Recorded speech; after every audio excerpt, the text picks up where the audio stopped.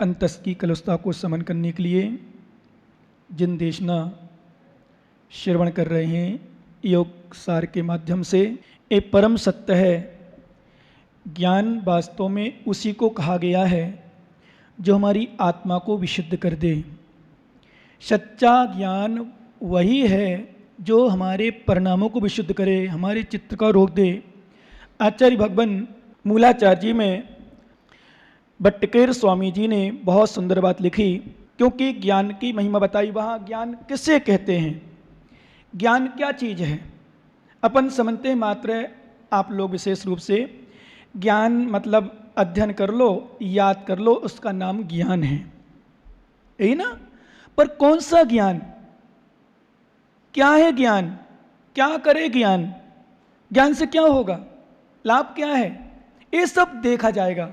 तो हमारे आचार्य महाराज ने मूलाचार्य जी में एक सूत्र दिया कि ज्ञान किसे कहते हैं। अपन थोड़ा सा समझें, क्योंकि योग सार के माध्यम से अपन को मात्र ग्रंथ नहीं पढ़ना है, मात्र ग्रंथ पूरा भी नहीं करना है, पूरा करने का प्रयास भी नहीं करना। वो हम करें अलग विषय है, कर देंगे, पूरा हो सकता है चतुर्मास के अंतर्गत।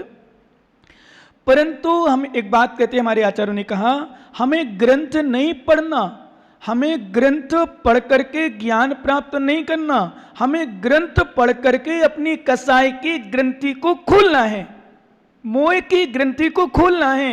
और ग्रंथि खुल जाए तो ग्रंथ पढ़ना सार्थक है, अन्यथा ग्रंथ पढ़ना सार्थक नहीं होगा। इसलिए हमारे आचार्यों ने कहा कषाय की ग्रंथि, मोह की ग्रंथि, पाप की ग्रंथि, ग्रंथि यानी पोटरी, गठरी, समूह, कुछ भी कह दो अपन, जो हमारे बंधा हुआ है उसको रोकना है, उसको दूर करना है, तब तो ग्रंथ पढ़ना सार्थक। अन्यथा आचार्य महाराज स्पष्ट निश्चित करते हैं उस ज्ञान से कोई प्रयोजन नहीं जो हमारे जीवन में परिवर्तन ना लाए।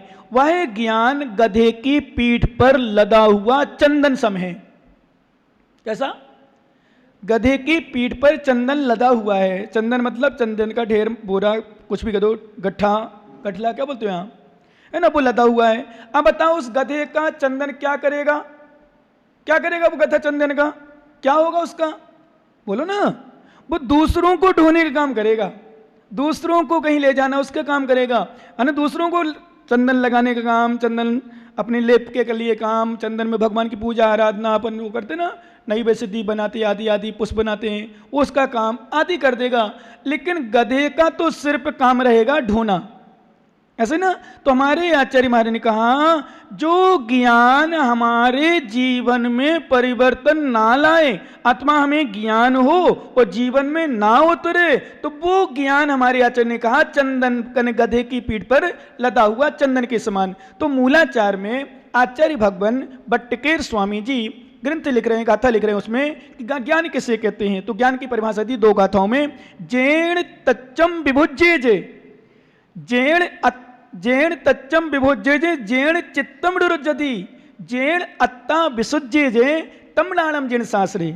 दूसरी गारा दी कि जेण रागा व्रज्य जे, जेण शेषु रुज्जति, जेण मित्ति प्रभावेज तम नाणम जेण शास्त्रे। क्या, किससे कहते हैं ज्ञान, ज्ञान की परिभाषा क्या है। तो आचार्य मान का जेण तच्चम विभोज्य जे, जिस ज्ञान से तत्व का बोध हो, और तत्व मतलब आत्म तत्व, विशेष तभी सात तत्व है। तो कल या परसों पढ़ी आए वो वाली 36 नंबर गाथा में, सभ्य अचेयन जान जी एक सचिणु सारू, जो जाने बड़ु परम मुनि लहु पावई भव पारू। यानी 7 तत्व जो मुख्य हैं या 6 द्रव्य मुख्य हैं, तत्व पदार्थ द्रव्य पंचास्तिक है, इसमें एक ही द्रव्य चेतन है। कौन सा द्रव्य, बोलो क्या नहीं, जीव द्रव्य। आत्मा में, आत्मा जीव ही आत्मा होती है, आत्मा जीव, लेकिन जीव द्रव्य भी द्रव्य से लगाएं, जीव द्रव्य, ठीक है ना। जीव द्रव्य, जीव तत्व, जीव पदार्थ, तो जीव ही चेतन है, अन्य द्रव्य अचेतन है, अन्य तत्व अचेतन है, ठीक है ना। वह जीव ही जाने बिड़ परमुणु, जो ज्ञानी उससे तत्व को, जीव तत्व को, जीव पदार्थ को जानता है, वही शीघ्र ही मोक्ष पद को प्राप्त करता, अन्य नहीं। तो हमारे आचार्य मान ने कहा जेण तच्चम विभुज्य जे, जेण चित्तम निरुज्झति, जिससे हमारा चित्त निरोध को प्राप्त हो। हम आप लोगों से हमेशा बोलते हैं, प्रवचन सुनते हो तो कुछ परिवर्तन लाना, ध्यान रखना, सभी बच्चे बच्चियां भी, सभी और लोग भी, है ना। कम से कम ज्यादा नहीं लाओ तो परिणाम मत लाओ, और जो हमारे योग्य नहीं है उसमें लाओ। उदाहरण के लिए, बाकी सब में लगा लेना आप लोग। जैसे आप भोजन करते हो, खूब करो, 2 टाइम खाओ, 3 टाइम खा लो, 4 टाइम खा लो, दिन भर खा लो, एक समझना मात्र योग की बात कर रहा हूं मैं। पर रात्रि में हो सके तो नहीं खाओ, नहीं पियो, दिन भर खा लो पी लो। तो दिन में खाना कथनचित योग्य है भक्ष्य सामग्री, और रात में खाना अयोग्य है। तो जो हम कर सकते हैं वो तो कर सकते हैं ना। आप उपवास नहीं कर सकते, एकासन नहीं कर सकते, व्रत नहीं कर सकते, 2 टाइम का भी कथनचित नियम नहीं ले सकते, तो हम लोग कहते हैं आप इतना कर लो, दिन में खाने पीने का नियम ले लो, रात में छोड़ दो, करो अभ्यास। पर यद्यपि गृहस्थ व्यापारी तो शायद अब भोजन का तो त्याग कर देते हैं लगभग, वो भी अन्न की सामग्री की, बाकी रबड़ी काजू कतरी मूंगफली तो लगभग बोलो ना, हाँ चलती चलती है। लौकी का हलवा, काजू कतरी, मिठाई, रबड़ी जो खाते हैं उनकी बात कर रहा हूँ। जो अन्न का पूछो रात में भोजन के लिए 80 खाते कि नहीं खाते, रबड़ी मिल जाए तो खाते कि नहीं खाते।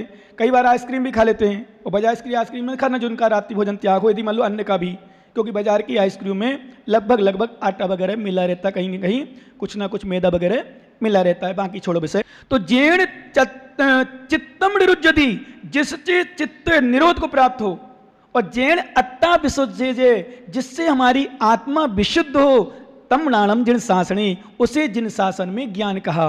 दूसरी गाथा दी आचार्य महाराज ने, तो उन्होंने कहा जैन रागा विरज्जे, जिससे हमें राग से वैराग की ओर हो, राग छूटे।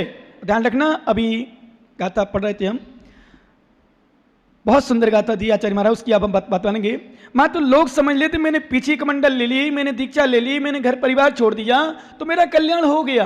आचार्य महाराज बिल्कुल मना करते, बोले नथिंग, कुछ नहीं होगा इससे, कुछ भी नहीं है ये। ध्यान देना, अपन लगभग रोज चर्चा, क्योंकि योगसार में भी वही चर्चा चल रही है, अपन भी वही चर्चा करते हैं लगभग। कुछ भी नहीं है, भाव बिरदो तो बिरदो। आचार्य महाराज बट्टकेर स्वामी ने संभवतः मूलाचार में लिखा, भाव बिरदो ही बिरदो, रा दप्स बिरदो सुख गई होई। क्या लिखा? भाव बिरत ही बिरत है, रा दब्बो, द्रव्य से कोई बिरत है तो रा दब्बो बिरत, ना सुख गई होई, उसको सुगति नहीं होगी। क्या?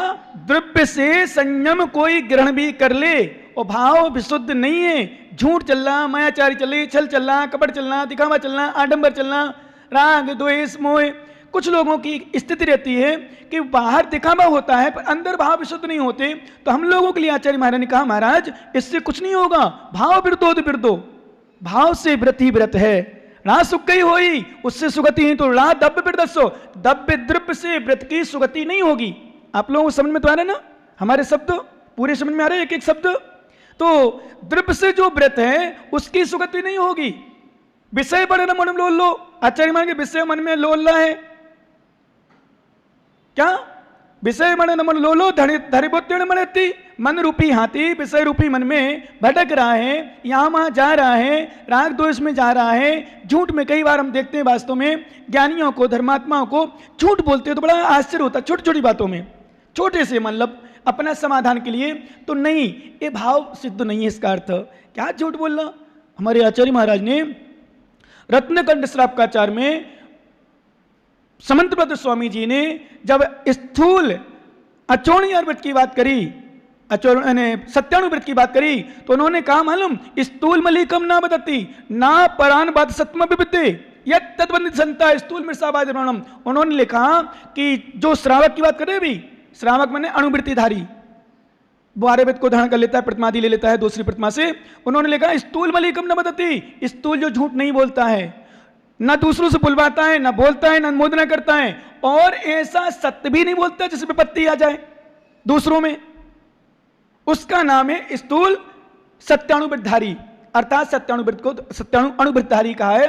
तो आचार्य महाराज कहने मतलब ऐसा क्यों पल पर में, जैसे हमने आपको माताओं से कहा था कि छोटी छोटी बातों में घर में झूठ बोलते हैं, और बच्चियों को तो फिर बच्चों को विशेषता है थोड़ा थोड़ा झूठ बोलने की आदत सी पड़ जाती ना, बोलो ना हाँ, और बैठेगा यहाँ बिना श्रद्धा से प्रवचन सुनेगा, क्योंकि पूरे दिन के प्रवचन मान रोज सुन ले, अच्छे प्रवचन चल रहे, अच्छा विषय चल रहा है, सब कुछ बढ़िया, खुश है, अपन खुश है, सब खुश है, लगनी लगी ये गलत है कि वो है, पर एक दिन कोई शब्द सपोज करो मेरे मुख से, मैं मान रहा हूं गलत निकल जाए, उसको इतना हवा बनाएगा कि पूरी समाज को बहका देगा।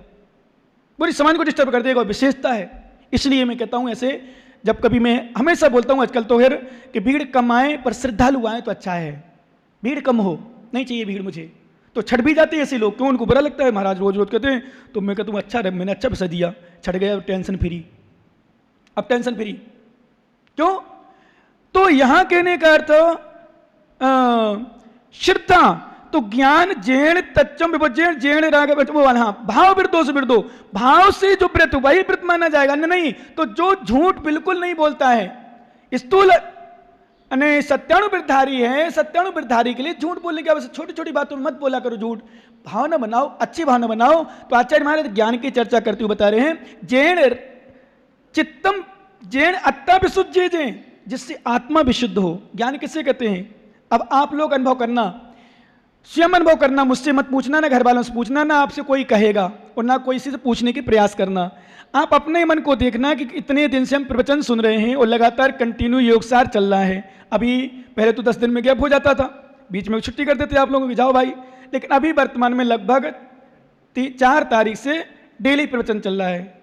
4 से ना 3 से ही, नहीं 3 को नहीं हुआ था, 4 से मतलब प्रवचन डेली चल रहा है लगभग। इतने दिन से आप लोग प्रवचन लगभग महीना सवा महीना हो गया आपको सुनते हुए।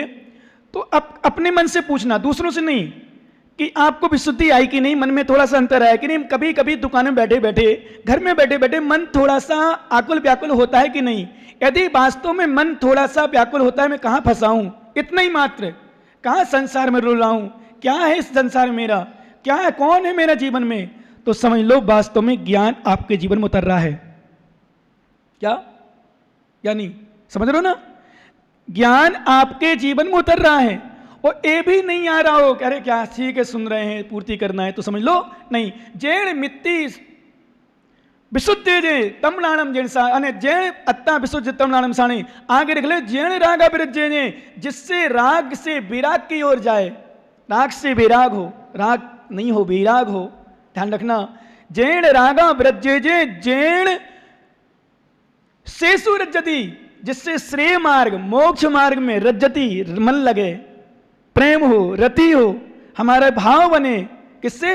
मोक्ष मार्ग में। मैं मोक्ष मार्ग में कब जाऊं? जैसे आप लोग मन में कभी आता हो ना, भगवान सही में बहुत हो गया संसार में, बहुत सुख भोग लिए, मैंने बहुत संसार के सुख भोगे, अब नहीं भोगना, हे भगवान अब तो मुझे मोक्ष सुख चाहिए, मुक्ति अंगना का सुख चाहिए, मुक्ति रानी का सुख चाहिए। इन रानियों का सुख तो अनादि काल से अनंतों बार भोगा है, ये तो क्षणिक है, और क्षणिक सुख भी नहीं है, सुखाभास है। हे प्रभु भावना बनाए करो, आप लोग बनाते हो नहीं?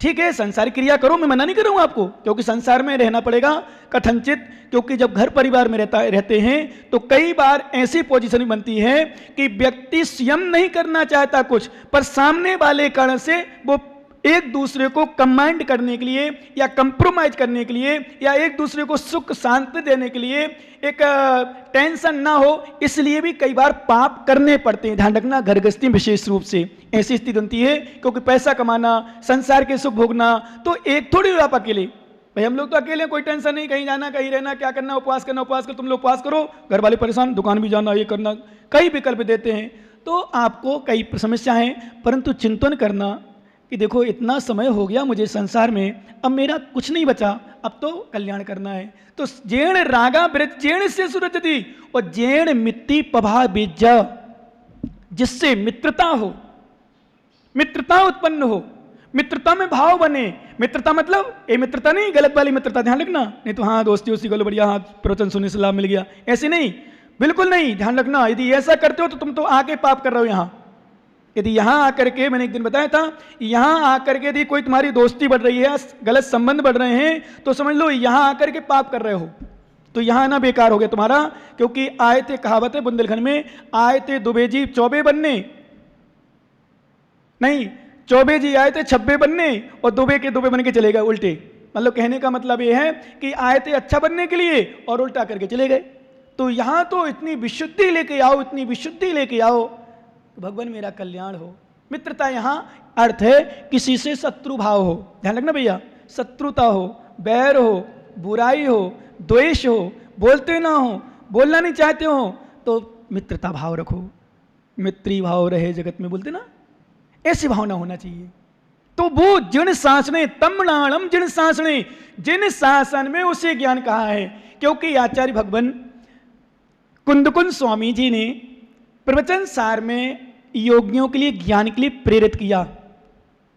ज्ञान करो, प्रवचन सुनो, शास्त्र पढ़ो, स्वाध्याय करो निरंतर। भगवती आराधना ग्रंथ में स्पष्ट लिखा, एक पल भी हे योगी, एक पल भी।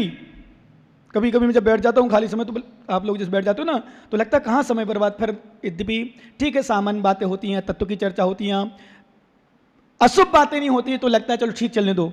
परंतु कभी कभी लगता है कहाँ कर्म बंधक हो रहा है, सही में कहाँ अशुभ उपयोग में जा रहा है। शुभ चर्चा होना चाहिए, अशुभ में जा रहे हैं अपन। अशुभ आश्रय होता है, कहीं राजनीति, कहीं इसकी, कहीं एक, और कोरोना तो लगभग जहां बैठो वहीं कोरोना, वहीं रोना, जहां देखो वहीं कोरोना। 111 निकल गए, 149 निकल गए, 150 निकल गए, 100 इतने निकल गए, रोज रोना के अलावा कुछ नहीं है। वहां इतने आ गए, 1200 आ गए, कहीं 1300 आ गए, राजस्थान में सबसे ज्यादा हो गए, और भारत में इतने हो गए। चलते रहेगा। अपने कहने से कुछ भी होने वाला नहीं है। इसलिए हमारे आचार्य भगवान कुंदकुंद स्वामी ने प्रवचन सार जी में योगियों को स्पष्ट संबोधन किया। रही आग में सिद्धि नहीं, आगम हीणो समणो रेब परम परम ब्याणदी अभी जानन तो अच्छे खबेदी कम्मण किद भिक्खु। कुंदकुंद स्वामी ने प्रवचन सार जी में स्पष्ट लिखा, जिस योगी को ज्ञान नहीं है, शास्त्र अध्ययन नहीं है, स्वाध्याय नहीं है, और स्वाध्याय करना भी नहीं चाहता, मान लो स्वाध्याय कर भी नहीं रहा है, ज्ञान नहीं करना चाहता, तो आचार्य मांगण है आगम हीणो समणो, आगम से इन श्रवण है, तो रेब परम परम ब्याणादी, तो नेव अपाणम, अपाणम नेव परम, पर और आत्मा को नहीं जान पाएगा, और पर आत्मा को जब नहीं जानेगा तो कम्माणी खबेदी खिद भिक्खु, तो वह भिक्षु, वह योगी कर्मों का कैसे क्षय करेगा।